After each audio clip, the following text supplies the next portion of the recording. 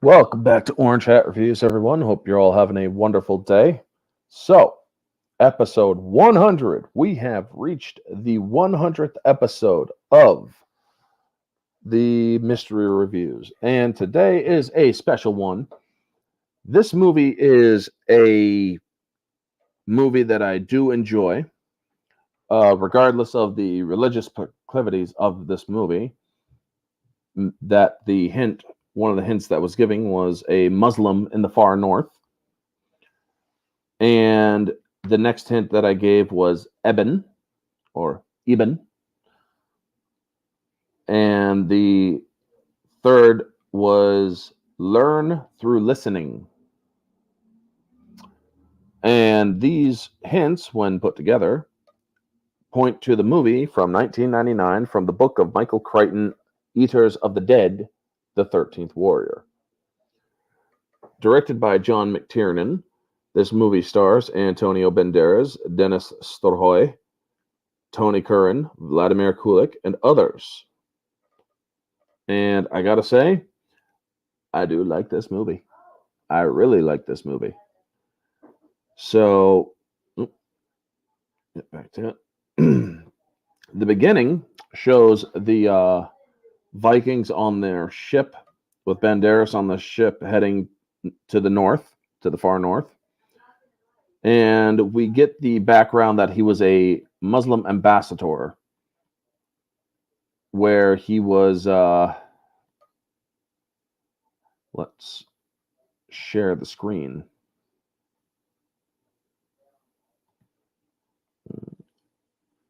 Oops.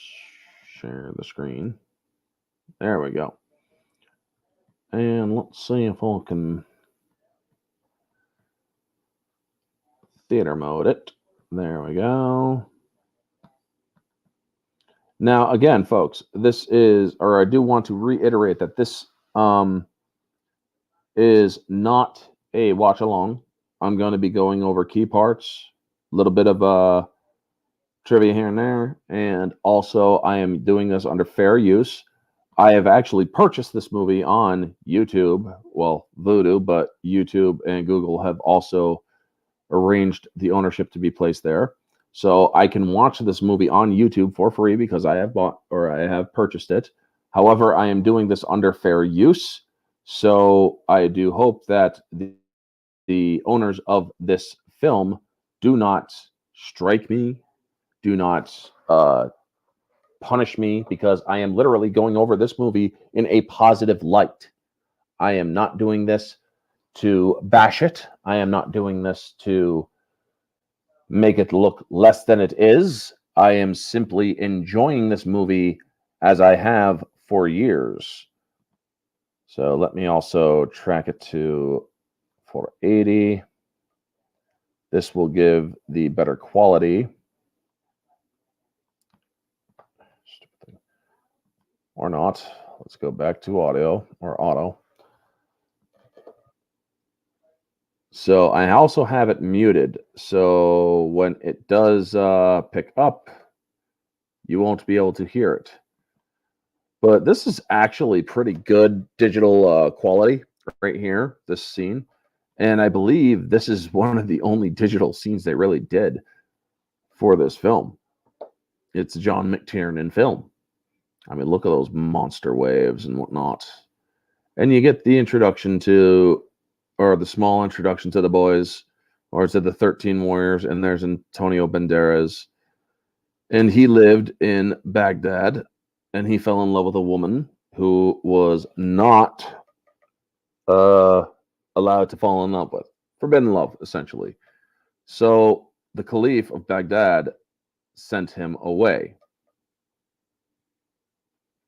And we learn that the Tartars are raiding an area nearby. So, but once they see the Northmen, they're like, yeah, we're out of here. Because they see the Norse or the Northman boat or the Norseman.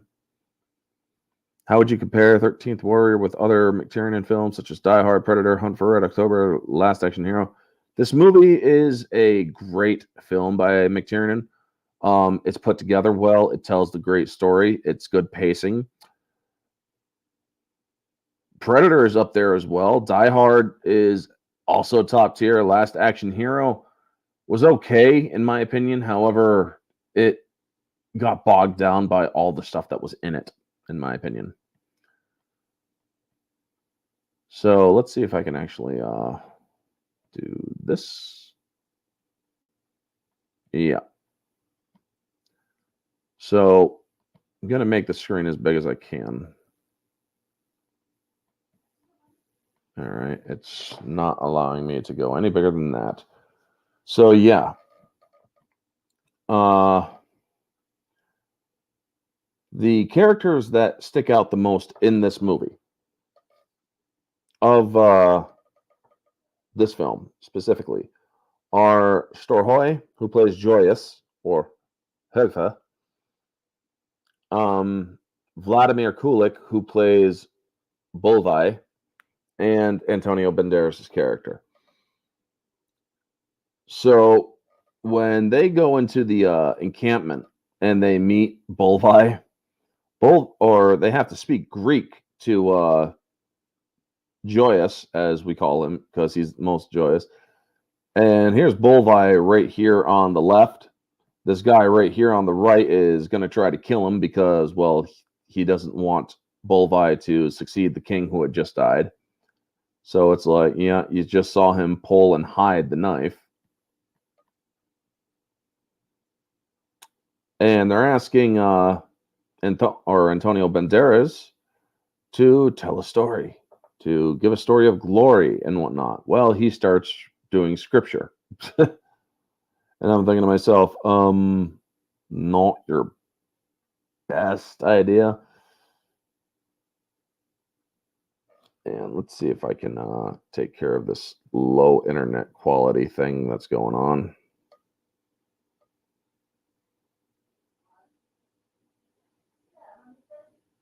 So yeah, that helps a little bit. Turn off the internet in other areas. So we get to this scene, and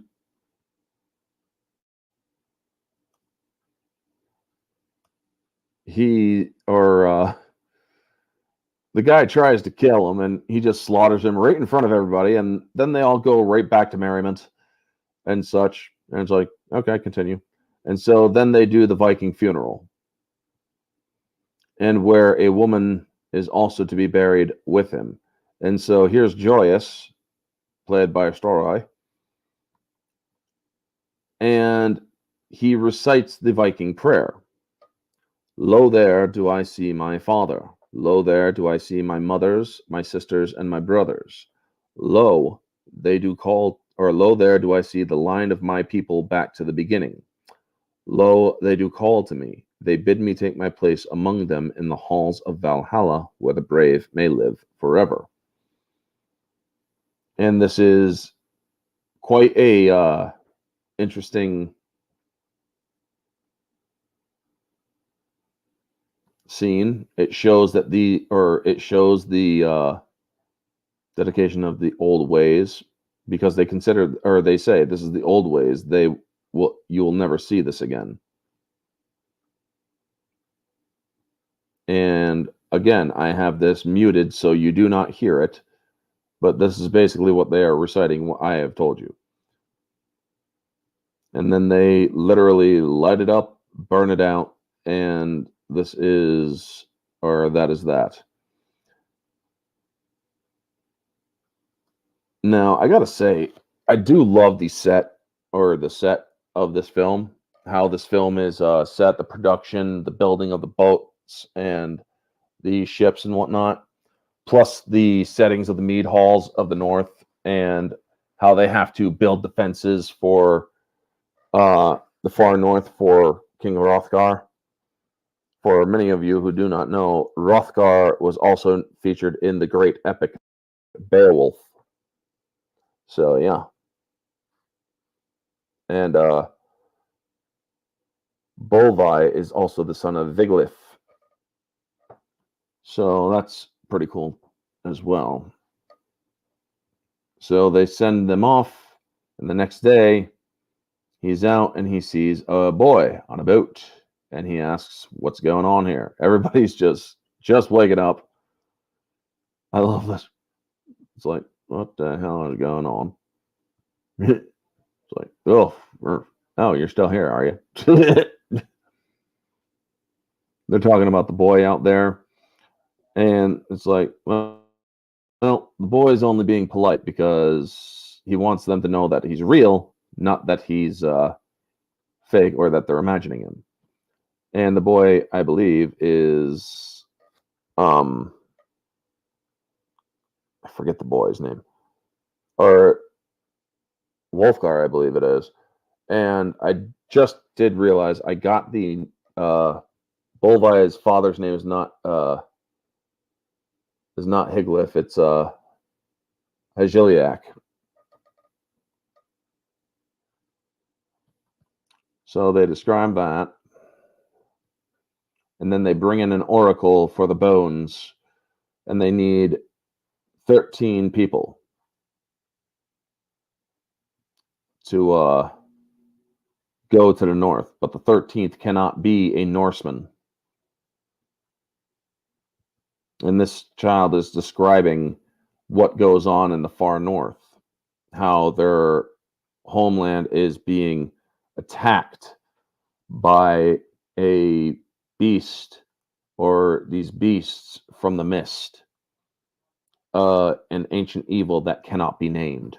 Fun fact, Crichton took as director of himself to reshoot film due to poor test audience reception, along with Graham Revell was replaced by Jerry Goldsmith for composer. Nice. Indeed. And Vladimir Kulik, I have seen him in so many different productions. I've seen him in Highlander, I do believe.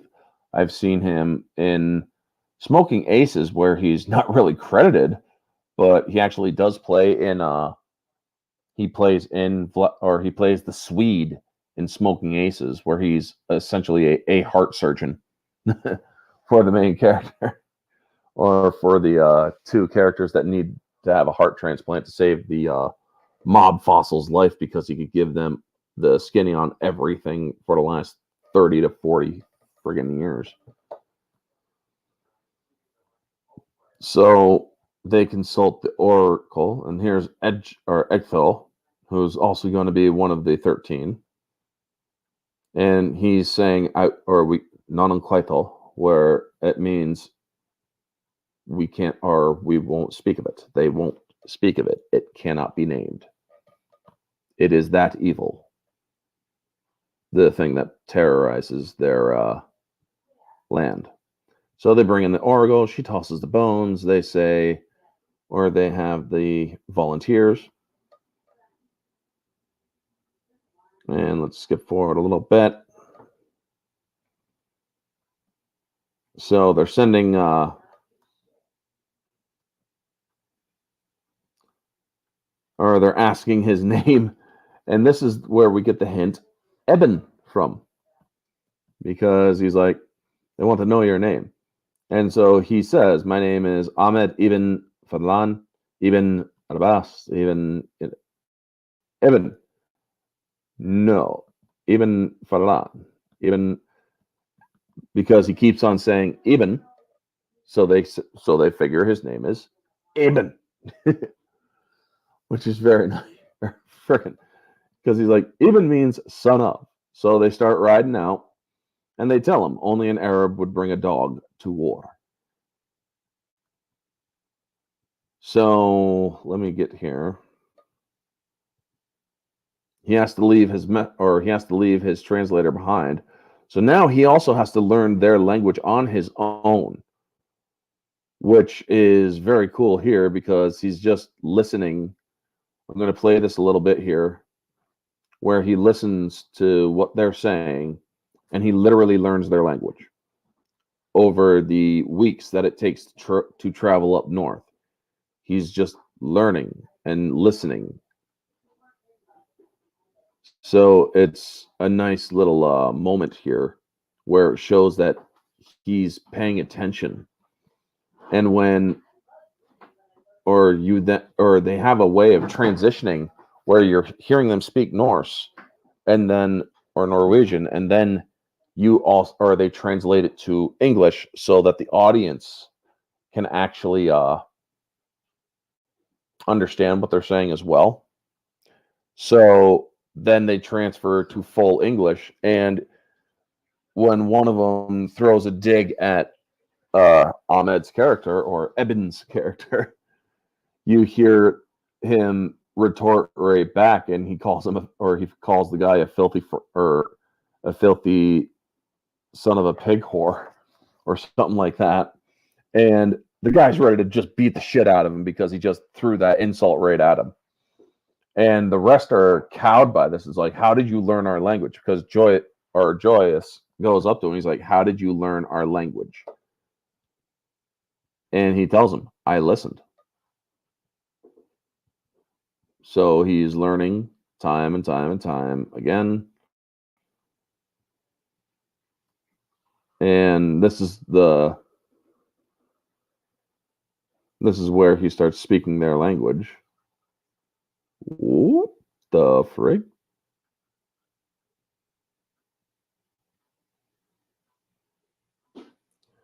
And they're all kind of cowed. I love that. It's like they're like, what the hell? He can understand us now because again, he couldn't understand them before.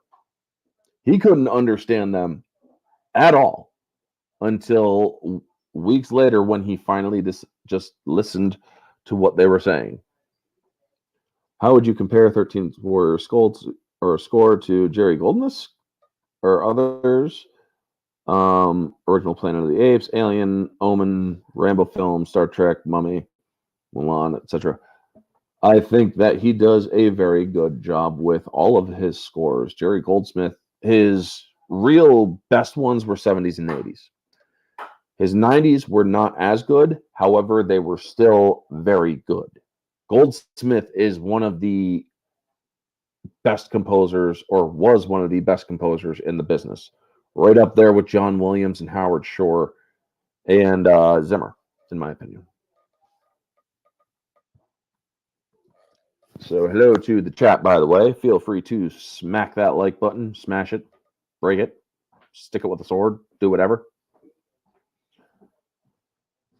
So he then says to this guy who made fun of his mother, he calls the dude, he's like, son of a pig, and it's like, oh, you son of a bitch. So they stop him, and Joyce is like, where did you learn our language? I listened. Now I'm gonna mute it or unmute it for a second, folks.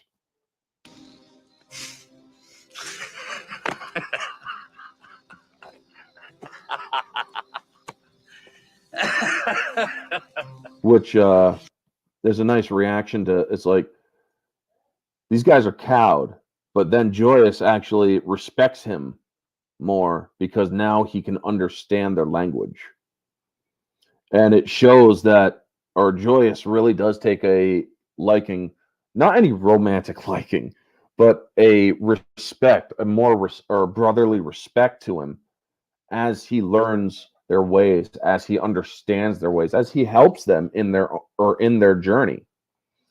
He works among them. He stands with them, and he learns of their ways and accepts their ways for the most part. And so then he gains their respect. And as you see in this scene, or as you see here, you see the focus on Bolvi, because later Bolvi asks him, you can draw sounds. And he says, yes, and I can speak them back. So when he says draw sounds, he means, can you write?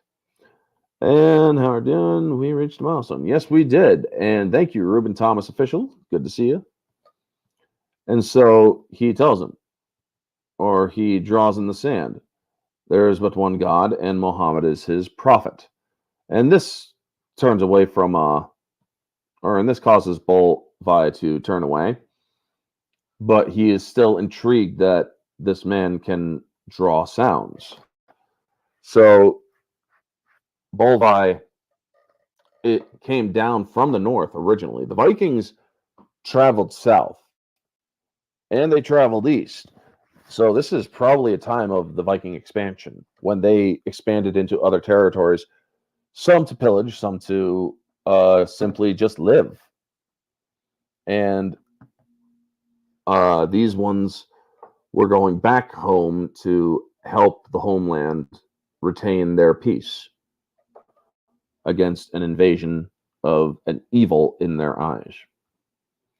So the guy tries doing a dig again at him, and he's like, only an Arab would bring a dog to war. And he's like, I heard this before. So because they're making fun of his horse. His horse is too small in their opinion. Because they got bigger horses, his horse is small.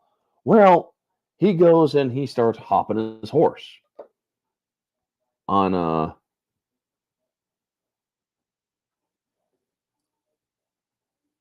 or he's showing them all that he can, or how his horse can jump and whatnot. And I love this scene because it's like, oh shit.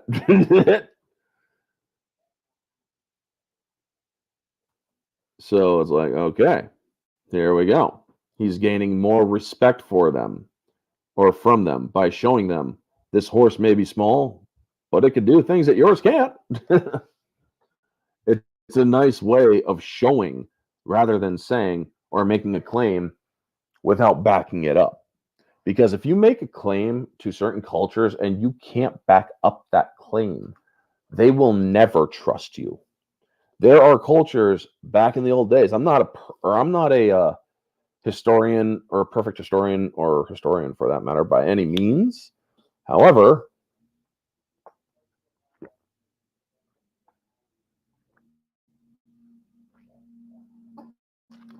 from what I have learned from others, there are certain things of their older cultures that you don't do. One is you don't make a claim without backing it up. You pull your own freaking weight if you're in among them. You do not try to impose your own lifestyle if you are in the minority of number. So yes, he is a Muslim from Baghdad, where these are Northmen and they're heading into the Norse. You're not going to try pushing your own religious views to convert them. That is something that would actually have gotten him killed if he had tried. However, he does show them what he can do, which is draw or writing and whatnot, because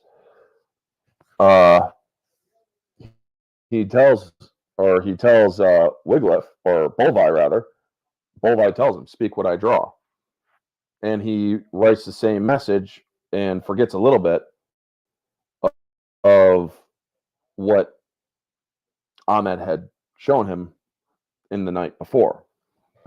So they're getting along now, and he rides, and they're like, the dog can jump.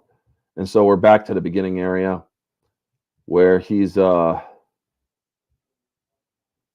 riding with them to the north. And I love this. In the scene, you have Bolvi shouting Odin into the mist. And they shoot a flaming arrow out into the mist, and they're all very quiet. That is them searching for land, which is a nice simple way of showing it. And they're all getting ready for a war. Down.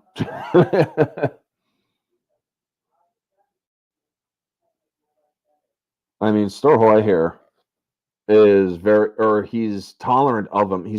He is the most tolerant of them. He goes by the nickname Joyous, so to speak. love his character. He is the wittiest, he's the funniest, and he plays very well with Antonio Banderas. And he has the patience to handle him or to handle the questions that he has about their culture. And I really do enjoy how there is a person who is tolerant enough to handle him. It's like, just stay quiet at this point. Just stay quiet. And he does. And then they shoot another one and they find some land. So they're getting off, and he tells them, speak what I draw. And he draws it out again. And then he finishes it right there. Prophet. So he's like, okay, or a lot of people don't realize this about Vikings. They were incredibly smart. The people of the North they picked up on other languages. Many of them could. They essentially did what was also known as rap battles, or a battle of wits with each other. And it's kind of like what Andre the Giant did with what's his name in The Princess Bride. Whenever he would say something that rhymed with it back, and they would go back and forth. That is something that they also did. It was to keep their mind sharp and their way of speaking with each other, to kind of show that they are not just dumb warriors, however, or they are more than that. They are also very clever. How would I compare 13th Warrior with other films based on Crichton's work, such as Jurassic Park, Congo, Rising Sun, Sphere, Great Train Robbery, Disclosure? I have not read the books of these things. I have read Congo. And I never read Jurassic Park. However, I will say that this movie measures up pretty well. I mean, nothing's ever going to really surpass Jurassic Park. Congo could have been a little bit better. I've never seen Sphere or Rising Sun or Great Train Robbery or Disclosure.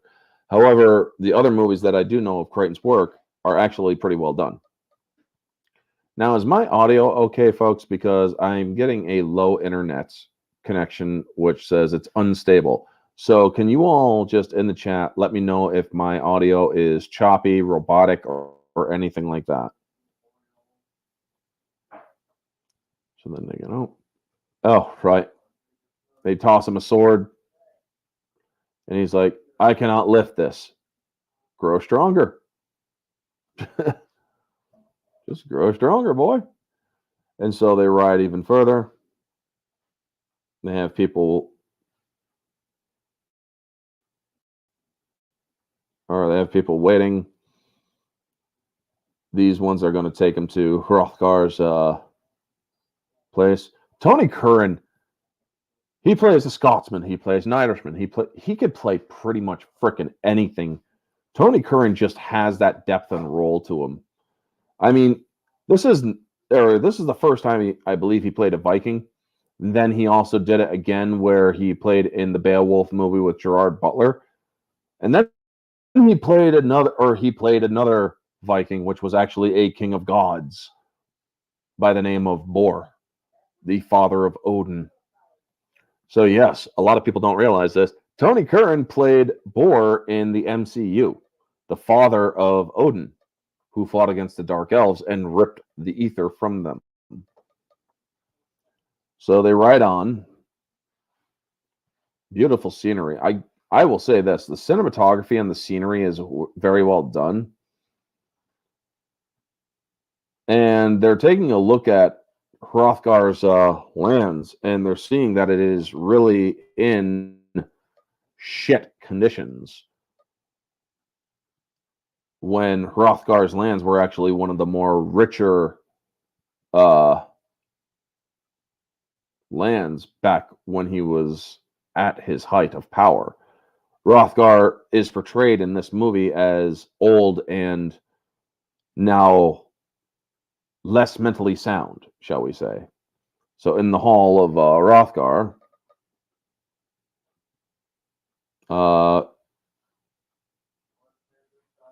you see how he is and whatnot. So I love the directness that he is in. There's the Queen Willow, or Wellu, and he goes straight up and tells him what plagues this place, old man. And he looks up at him before he says anything, and they think that maybe the king has gone mad. I recommend reading the Jurassic Park novel. It's a great read. I did read a little bit of it, and then I slowly realized when I did, I was slightly reading, Jurassic Park 2 or Lost World, because it was very similar to what happened on the island with the little girl. So they're describing what is going on with this evil and what to do next and how to best defend this place. So, well, then there's what happens here. And they see a kid running. And so they go to save the kid. Now, I can't exactly show you the kid because the kid is stark naked. So I'm going to skip forward a little bit. So, yeah. And then they go into the glen where the kid came from, and they find this place where a family has been slaughtered. And they go in, they come out, and I love this. Don't get in my way. So then they come out, and they're all very silent. They know not to speak of this. They know not to speak of what they are seeing because they fear that it will bring bad fortune upon them. But yes, again, can everybody hear me clearly?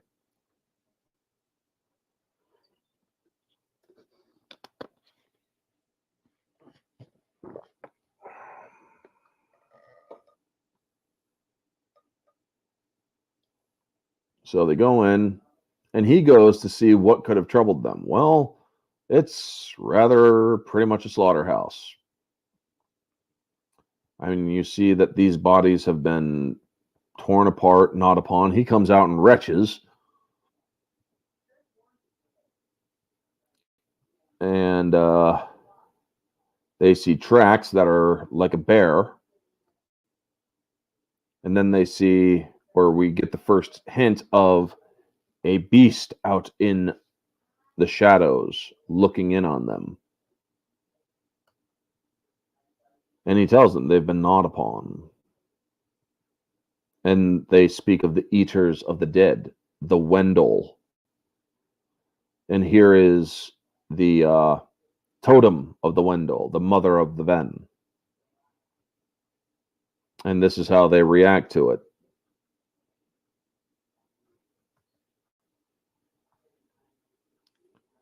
It's the mother of the Wendell. I mean, to have such a strong reaction clearly tells you this is not something or this is not something they respect. This is something they absolutely hate.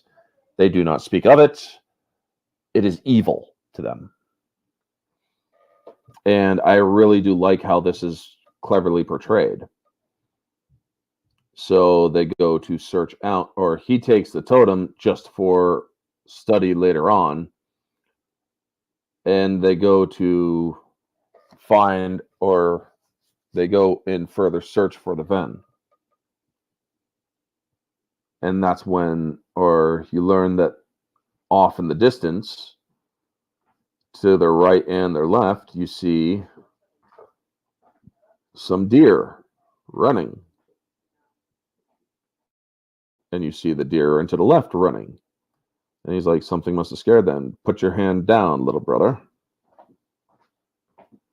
And he says, put your hand down, because that could, or it's like, you don't want them to know that you are looking at them. These are things that you have to learn in their in their culture. It's like you do not give away that we know that they're there. Essentially, you do some little bit of looking, and that's about it. You do not give away that you're looking for them. So they go further. They learn from Hrothgar further on, and there's the scene here where they're being watched from the night that the creature is watching. And so you also see it's been 2 years that this plague has been upon them. And they're refusing to drink. This is another nice way of telling the story. You do not go into battle drunk. Or the only time you are ever to go into battle drunk is if it is an unexpected battle. As if they are attacked, so you're going to have to fight drunk if you already had your merriment. However, on the eve of battle, you do not drink. And I love how they handle this. They really do show it. And he's like, "You do not drink tonight?" "No, we do not drink tonight." Because they know they're going to be attacked that night. They're drawing the enemy in so that the enemy, and right here you can actually see there's human eyes. So it is a man. And they carry the same totem.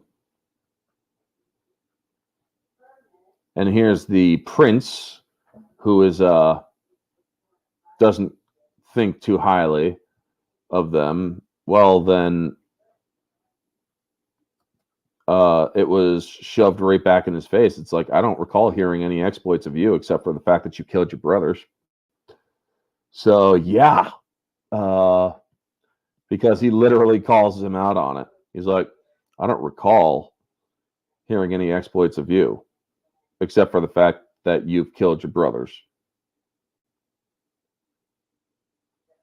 And this is what he says to him. He's saying it right here. Who murdered his own brothers. Well, Hrothgar tells him, this is still my table. You're going to respect our guests. Well, then the prince leaves in a huff. So the king wants to handle or calls in a witness to show what he saw. Further evidence of the threat they face. And let's see if I can get to the right scene here, or right moment here. There will be fog tonight, so everybody has to hide tonight. Well, the king wants his armor, and he will stand watch with him. Well, the queen, I love this. She's like, please talk him down. Do not allow our king to fight. He will surely be killed. So they do it kindly. He's like, perhaps you should be the last line of defense in case they get past us, to protect your children and your people. If they get by us, you will be the last line of defense, great king. So they basically let him down gently. And he looks to his queen, and it's like, very well. So yes, they go into hiding into cavernarius or hideaways. And so they tell him, fear profits no man. I love, which is a great line in this movie. Fear profits no man. And so they barely sleep.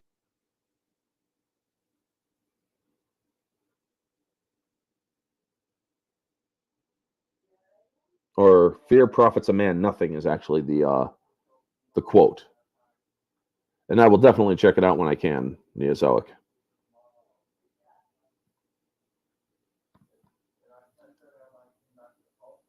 So now we're getting into the first engagement. I'm not going to show you too much of the engagement. They lose 2 people, and this is after. Don't worry, you'll be fine. He gets injured, and their dead are gone. So after they fight fight the Vendo, they flee, but they also take their own dead with them. And I love what Joya says. He's like, or they find 2 of their own are dead, so 2 of the 13 are dead, and he's like, what about his head? They took your head. What is with the head? They always take the heads. And they tell him there's none of them. I gutted too that should not have survived, or and whatnot. And they said even the Arab gutted one right here, and he's like there was still a little life left in him. So now they have to wonder: are they dealing with ghosts or spirits, or what are they dealing with? Well, their blood is real enough. And then we get this beautiful Olga, who was the healer, and puts boiled down cow urine on his face. So he's like, "Don't put that filth on my face." She's like, "Okay, this is what will happen. You'll get an infection, and then chances are you'll die from it." So he relents and lets her put the stuff on.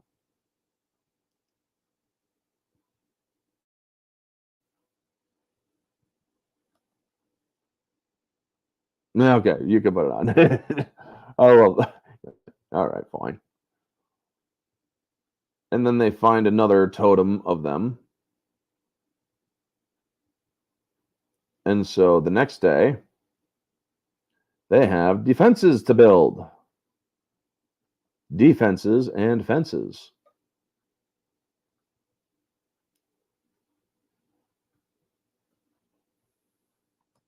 And they were putting in the posts.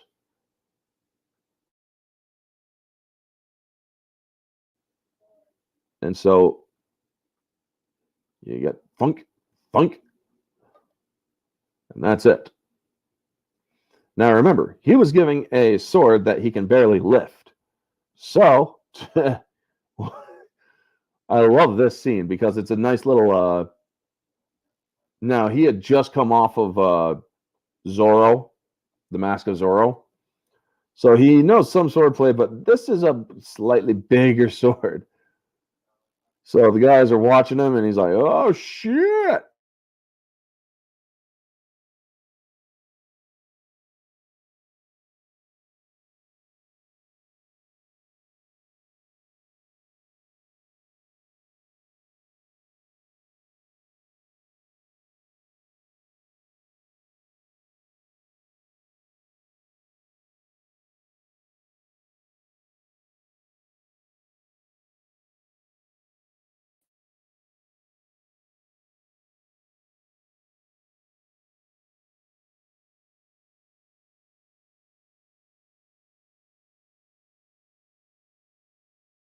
Handed down his Viking sword, and it's like he insisted.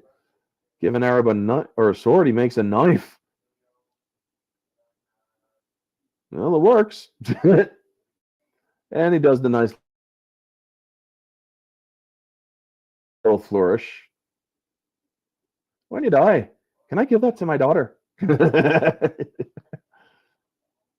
So there's nice camaraderie here. And there's the healer woman again, checking if he wants some water to check his face. But she's also asking about Bolvai's presence there. Hey, Vanya, it's okay. How you doing, bub? So this scene is a nice way of adding another element in because we know that there's the prince does not support their being there. And hopefully damn TV won't freaking kill my internet.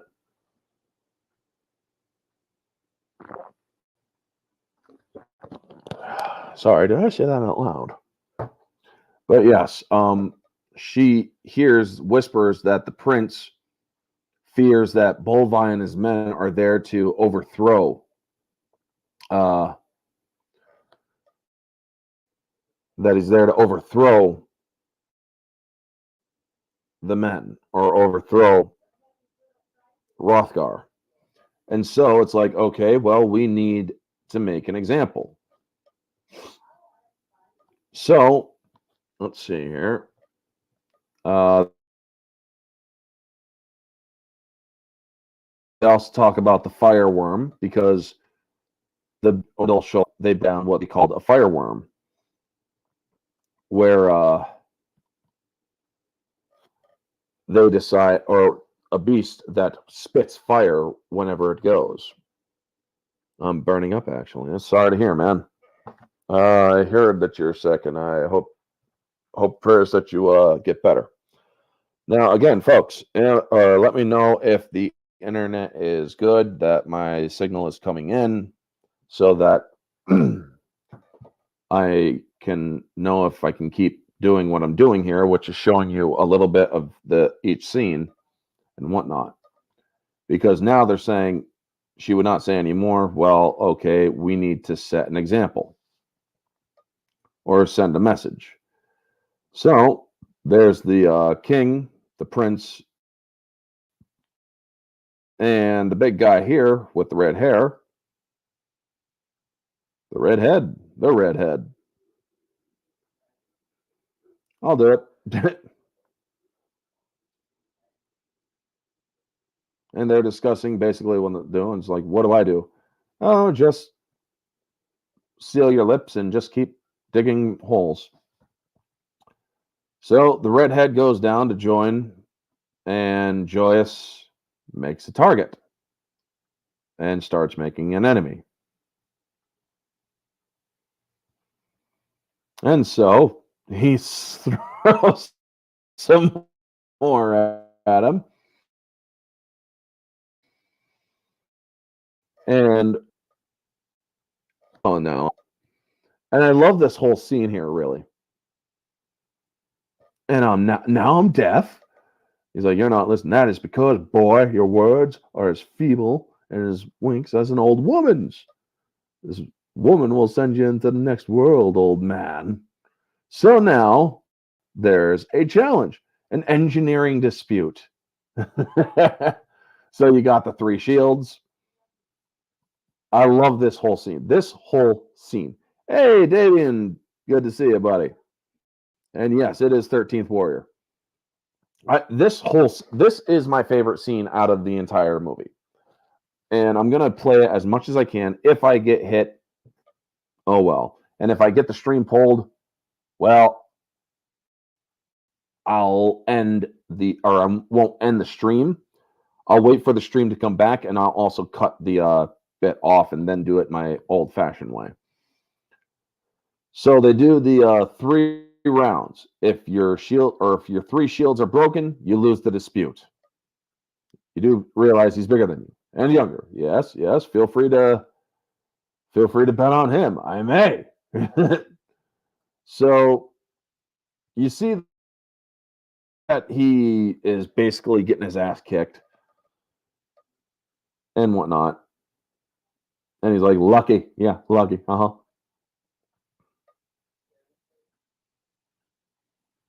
And you see how as he's fighting here, it's like, oh my God, this dude is getting his ass kicked. So he tries going to him. He's like, you must stop it. He's going to get himself killed. That is indeed a possibility. It is possible, and so when Bolvi looks him down, he tells him, or he basically is saying, it's like, you are not to interfere. Let this happen. Did you prefer the original novel title Eaters of the Dead or the 13th Warrior? The 13th Warrior is more on the nose for during the 90s. You kind of needed those on the nose titles to really get a person's interest in the film.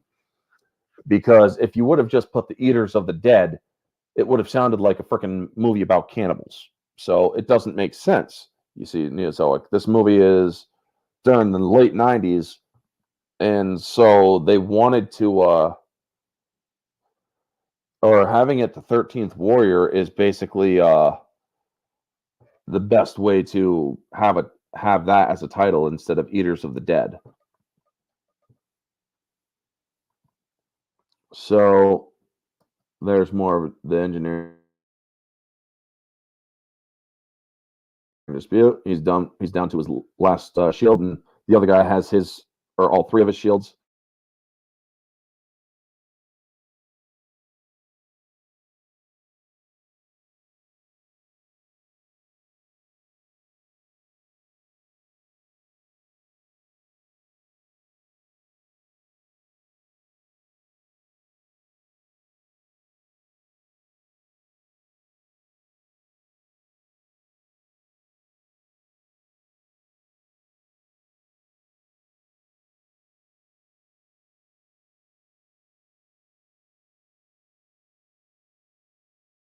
So tap tap, letting them know.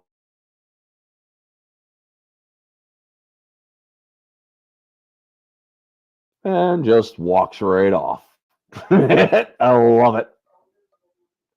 Oh yeah, here's some gold for you with the head.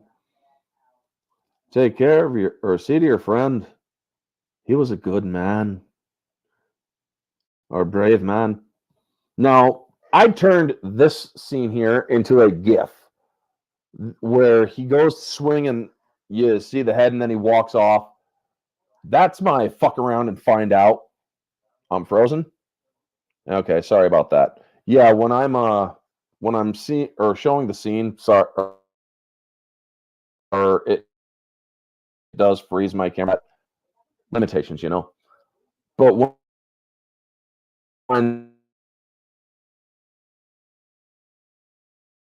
he's but the whole scene where he goes to swing and then now I am getting weaker internet. So after this scene, I'm gonna have to cut the screen share. Sorry, folks. Other people are drawing on the internet, so I can't really do it as good as I could. But anyway, I turned that and this thing here, he was a brave man, into a GIF. So yeah, there's that. I enjoyed those. And then he goes to him and he's like, "You could have killed him at will." Yes. Well, why is the deception? Deception was the point. Any fool can calculate strength. But now he was paying attention to us the entire time. Any fool can calculate strength, but now he has to take in what he can't see and fear what he doesn't know. But also, he's pissed off, and so he's like, now he has to learn. There he is. As you say, foolish and expensive. We'll miss Angus tonight. We'll miss his sword.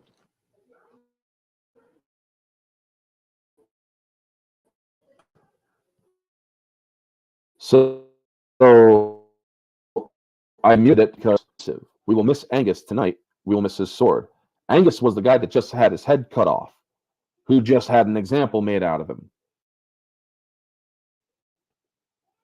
in order to send a message to the prince.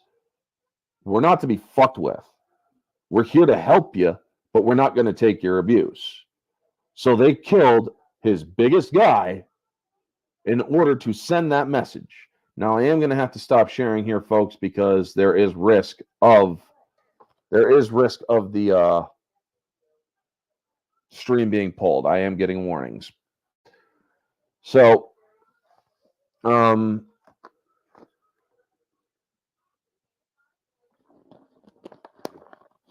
Let me close out that window.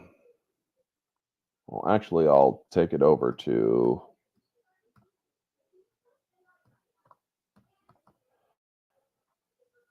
There we go. Hold on 1 second, folks.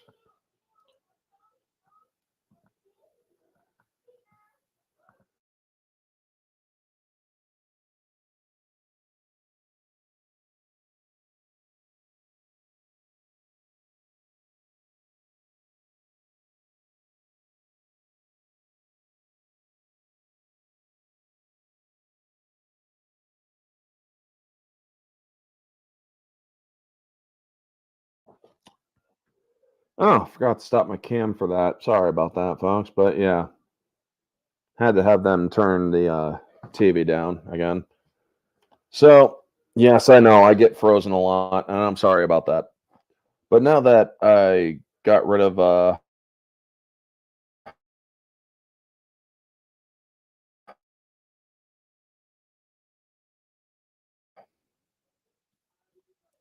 I can't so actually, you know what? Maybe I can.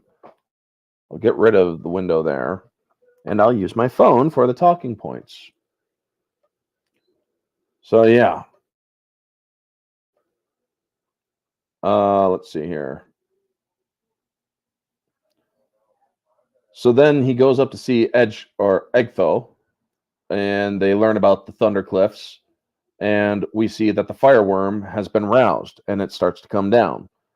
Well, we then see that we see the night battle, and he goes out to rescue a girl who was left behind when they were trying to evacuate the village area. And he sees that they're cavalry with torches. So it's not a fireworm, but I love it's like, well, no, I would have preferred the dragon, cavalry. I would have preferred a dragon, which is a nice line.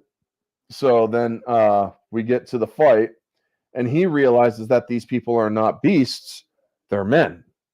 And so he kind of does get a little bit of bloodthirsty here. Now, that is a kind of odd scene, but they play it well off of it, because you then see Joyous tell him, "It's all right, little brother. There are more." So he's doing a good job. But then the main gate with the pikes that were stopping the horses from drawing in gets torn down. So they toss him some pikes, and he's like, "What do I do with it?" "Put your foot on it and stand." And it's a great scene where they actually show that the horses charge. And when you see these wooden pikes go into the horses, you almost feel that with the practical effects that these are horses truly getting stabbed and falling over and dying. However, that is not the case. No horses were harmed in the making of this video or the making of this movie. So that's always good.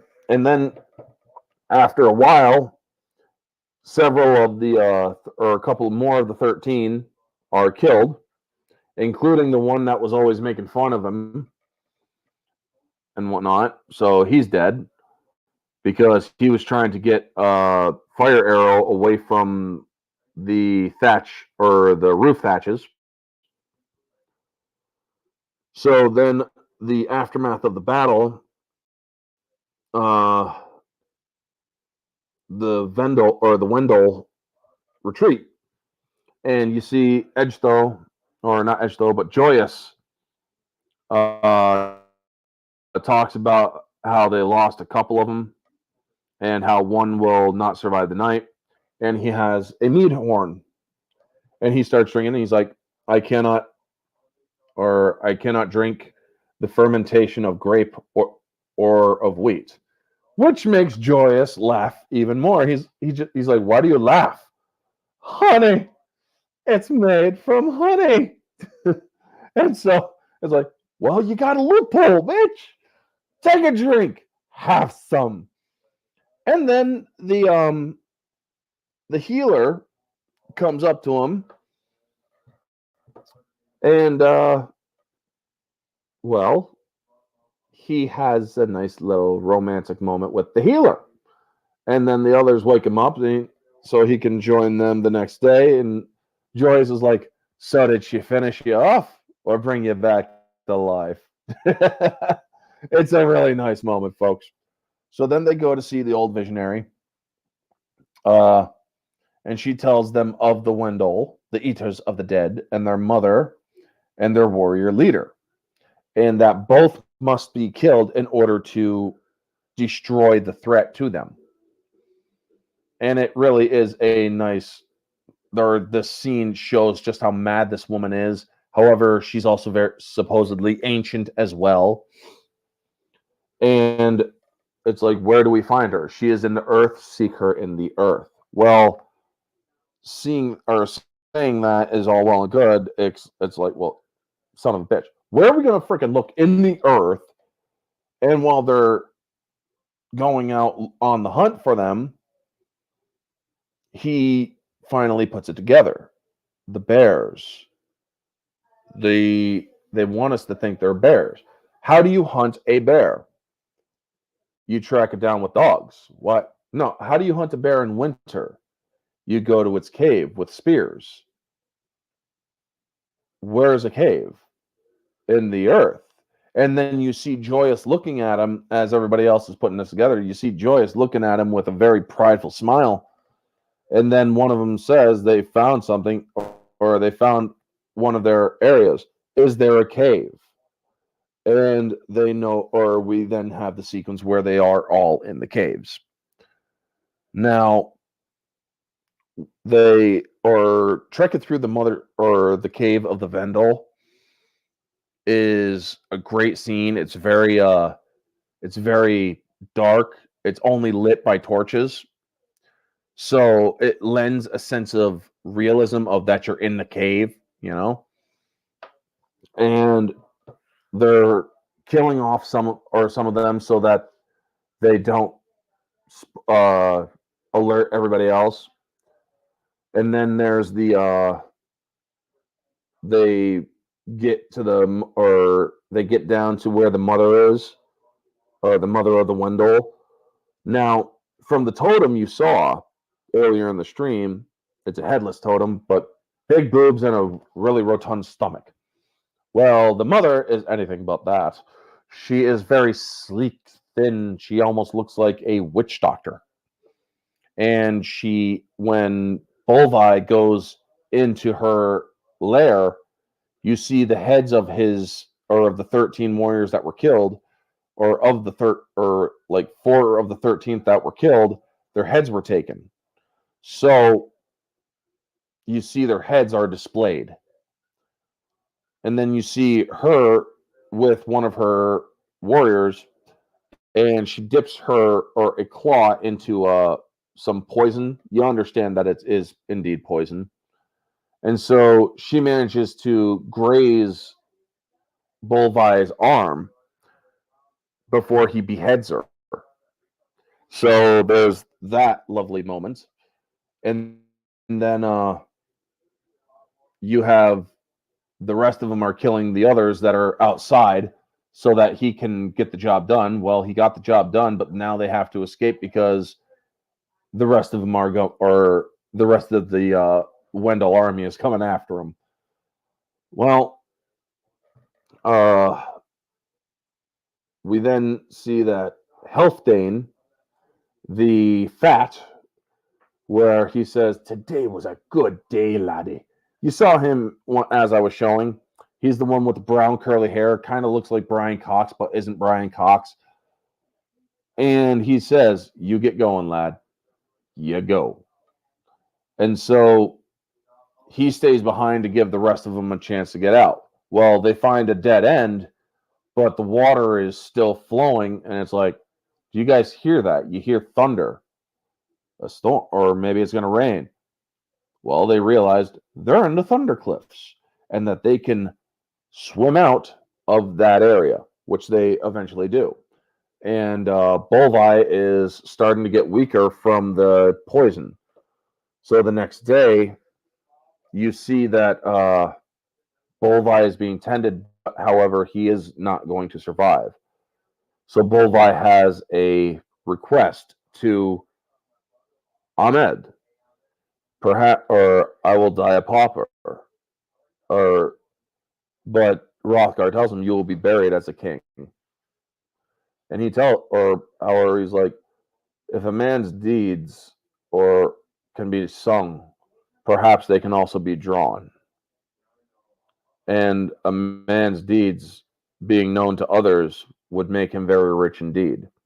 So Ahmed promises Bolvi, I will write your story so that you may be remembered.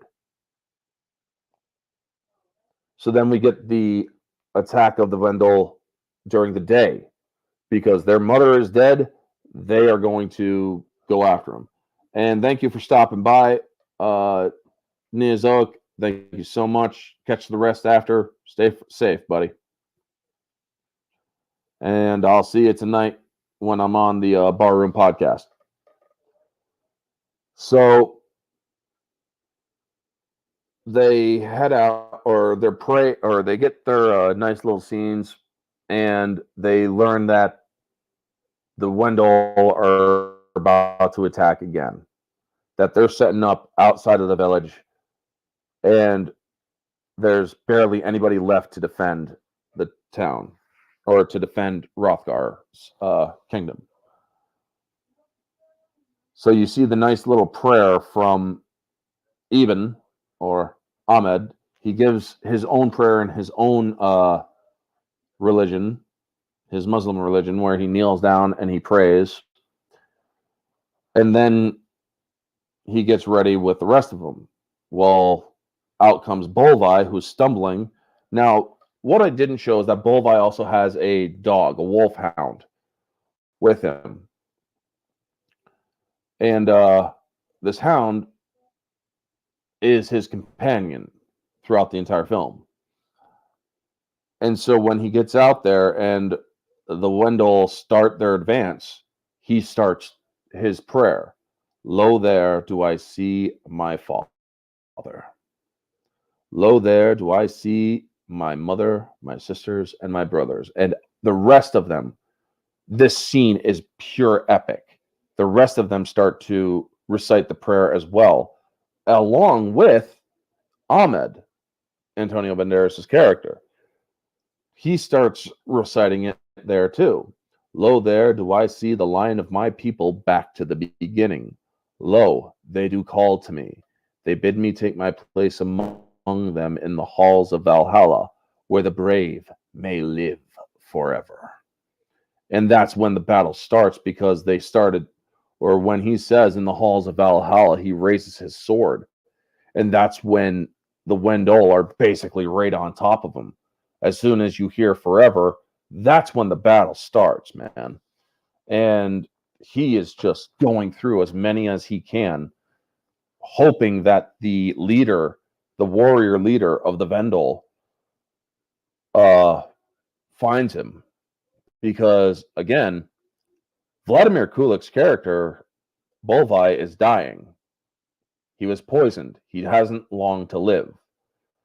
So he does find, or the head of their warriors does enter the battle. And he does come across Bolvi, and Bolvi swings his sword with such ferocity and knocks the dude off his horse. And then he kills the guy, and it lets out this unearthly howl, which signifies to the rest of them, our leaders are dead, we're gone.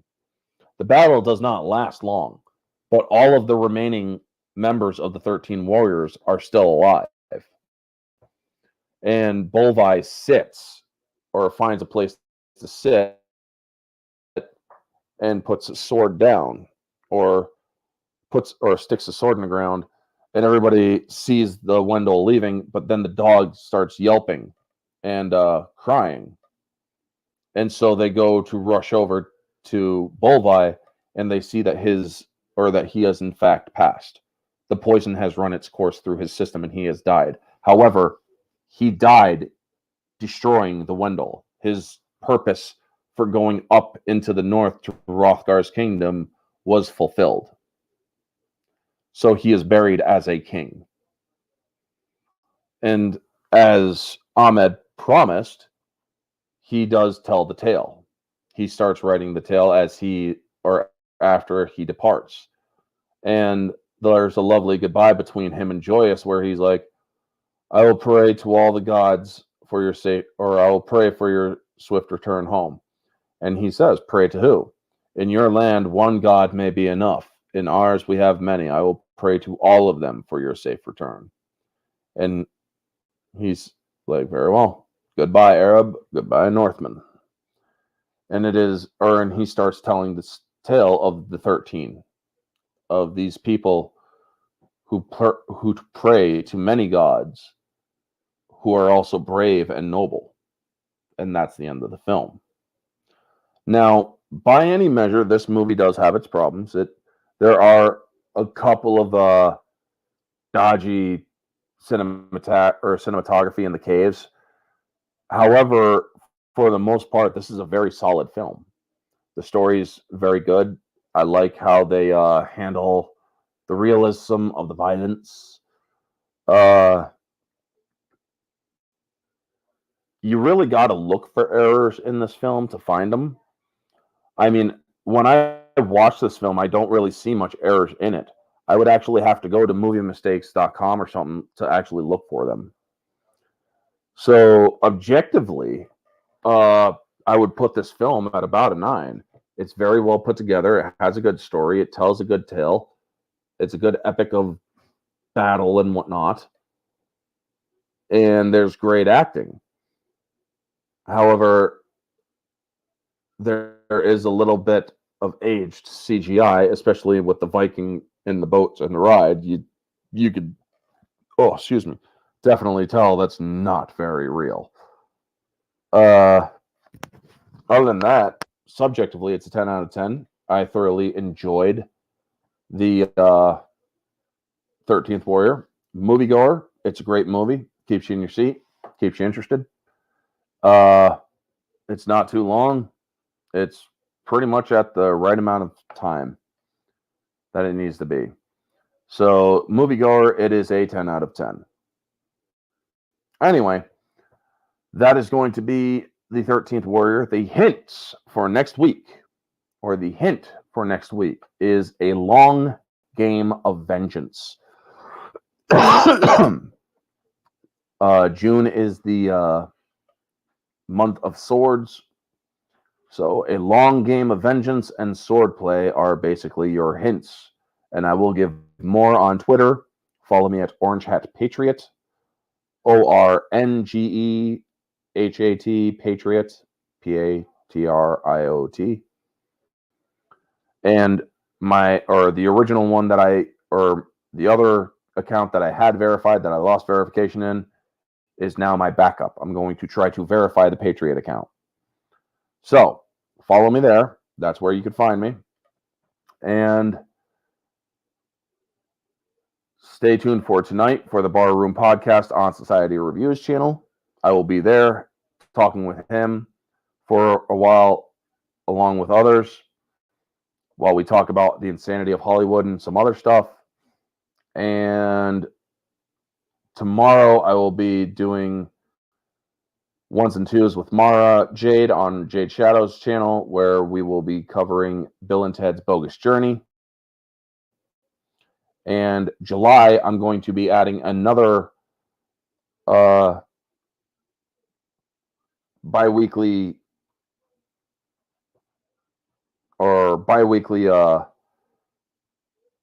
live stream on Thursdays. I'm aiming for Thursdays. I'm going to iron out the details with my host. Mara and I are going to be doing Thursday singles, where she does ones and twos. I'm going to be doing movies that are perfect standalones, essentially. And the first movie we plan on doing is Big Trouble in Little China. So I'm going to iron out the details with her for July. We're going to figure it out, and we'll go from there. Also, Infinity Saga Sundays, where me and the Hat Crew discuss the MCU's Infinity Saga. We are up to this Sunday. It's going to be Age of Ultron. So looking forward to that one. Anyway, folks, thank you to Neozoic, Davian, Vanya, Ruben Thomas Official, and anyone else who was in the chat. Thank you so much for tuning in. Y'all are great and amazing people. Thank you so much for tuning in. Have a wonderful day, and always remember to stay humble.